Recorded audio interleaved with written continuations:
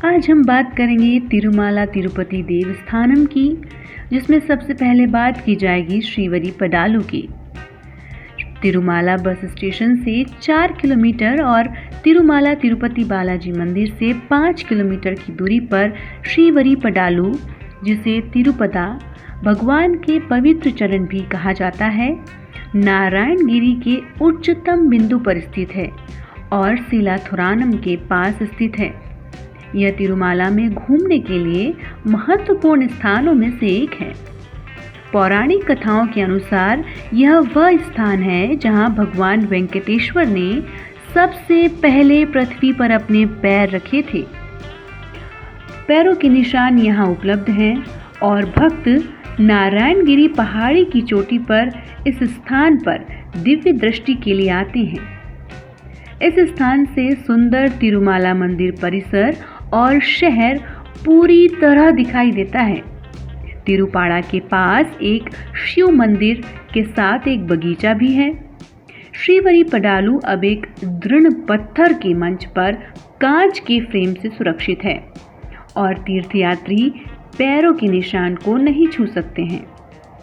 तिरुमाला के मुख्य मंदिर से इस जगह की सड़क हरी भरी वनस्पतियों से भरे जंगल के साथ बहुत ही मनोरम है।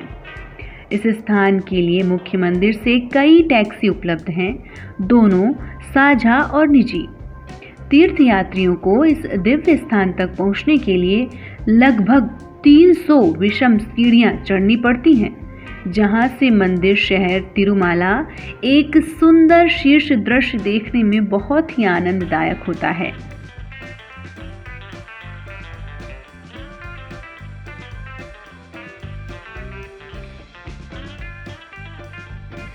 अब बात की जाएगी सीलाथुरानम की।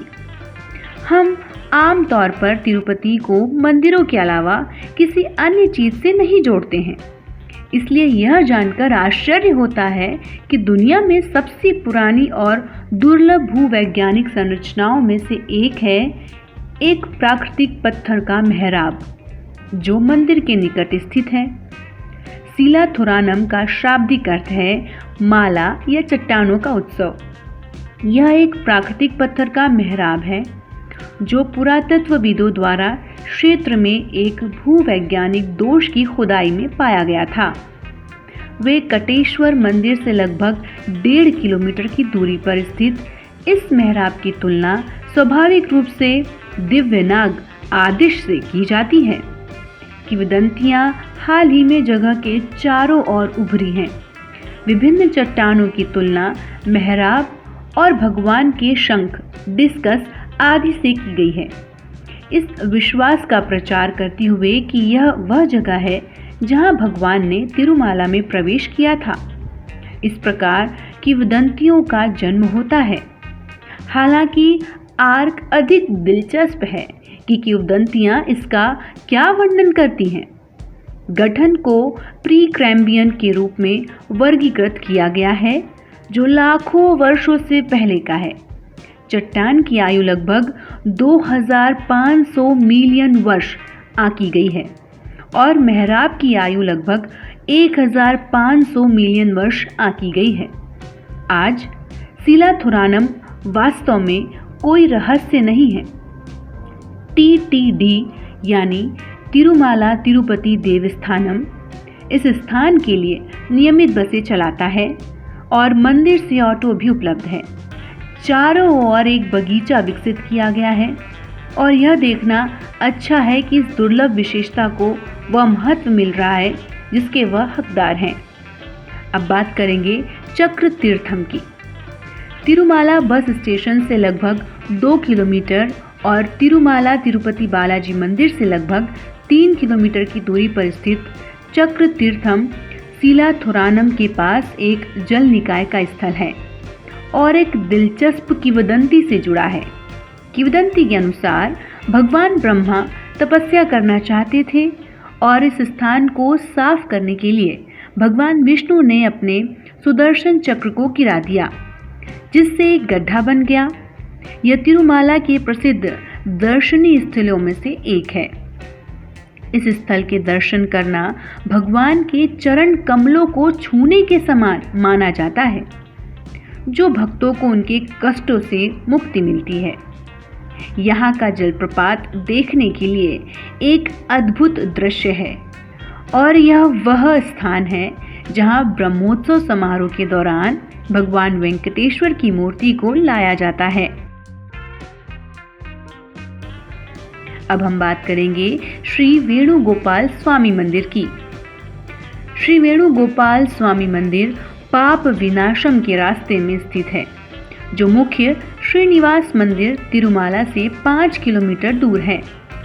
भगवान श्री कृष्ण यहाँ के मुख्य देवता हैं और स्वामी हाथीराम जी मठ द्वारा बनाया गया है। तिरुमाला जाने वाले प्रत्येक तीर्थयात्री को इस मंदिर के दर्शन करना चाहिए और वेणुगोपाल स्वामी से आशीर्वाद लेना चाहिए। अब हम बात करेंगे अकासा गंगा के बारे में। तिरुमाला बस स्टेशन से लगभग 3 किलोमीटर और तिरुमाला तिरुपति बालाजी मंदिर से लगभग 5 किलोमीटर दूरी पर अकासा गंगा वेंकटाद्रि तिरुमाला की तलहटी पर एक पवित्र झरना है। झरना मुख्य तिरुमाला तिरुपति बालाजी मंदिर से लगभग 5 किलोमीटर दूर है और तिरुमाला नाम्बी परिवार को झरना से मंदिर तक पवित्र जल ले जाने की अनुमति है। यह देखने के लिए लोकप्रिय तिरुमाला स्थानों में से एक है। यहाँ पवित्र तीर्थ वेदों में इसका वर्णन है और ऐसा माना जाता है कि आकाश गंगा तीर्थम की उत्पत्ति भगवान वेंकटेश्वर के चरण कमलों से हुई है। प्राचीन दिनों में मंदिर के पुजारी सुबह के घंटों में जंगल के इस हिस्से से मंदिर तक पानी ले जाते हैं। यह प्रथा आज भी जारी है, हालांकि विशेष अवसरों तक सीमित है। हाल ही में देवता के नियमित अनुष्ठान के लिए अकासा गंगा से पानी ले जाने के लिए भगवान वेंकटेश्वर मंदिर में पानी की लाइनें बिछाई गईं। इस पानी में स्नान करने से मन पवित्र होता है और कहा जाता है कि यह बुराइयों को दूर करता है। मान्यता के अनुसार अकासा गंगा के पवित्र जल में डुबकी लगाने के बाद वृक्ष पर पालना बांधकर प्रार्थना करने पर निसंतान को संतान की प्राप्ति होगी। अब हम बात करेंगे पाप विनाशम की। पाप विनाशम तिरुमाला मंदिर पाप विनाशम तिरुमाला मुख्य मंदिर से लगभग 5 किलोमीटर दूर है और इस क्षेत्र में एक सुंदर झरना है।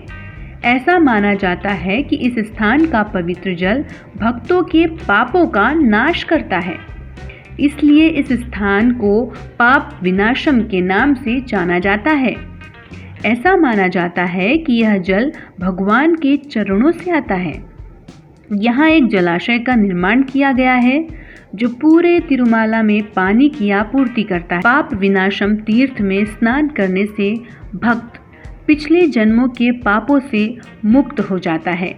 इस पानी में स्नान करने से वास्तव में ताजगी मिलती है और कहा जाता है कि यह बुराइयों को दूर करता है और सौभाग्य प्रदान करता है। तिरुमाला तिरुपति जाने वाले प्रत्येक तीर्थयात्री को इस स्थान की यात्रा अवश्य करनी चाहिए। पाप विनाशम तिरुमाला जाने का सबसे अच्छा समय बारिश के मौसम के दौरान होता है। यह जगह हरियाली के साथ और चट्टानों से सफ़ेद पानी के साथ और भी खूबसूरत लगती है। कैसे पहुँचे पाप विनाशम? तिरुमाला पहाड़ियों पर कुछ दिलचस्प स्थान जैसे गोगरभम, पाप विनाशम, वेणुगोपाल मंदिर, आकाश गंगा तीर्थम के रास्ते में स्थित है। तीर्थयात्री मुफ्त बस या टैक्सी लेकर इन स्थानों की यात्रा कर सकते हैं। APSRTC बसें CRO के पास कल्याणी चुल्ट्री से प्रतिदिन सुबह 5 बजे से 20 मिनट की आवृत्ति के साथ उपलब्ध हैं। इस फॉल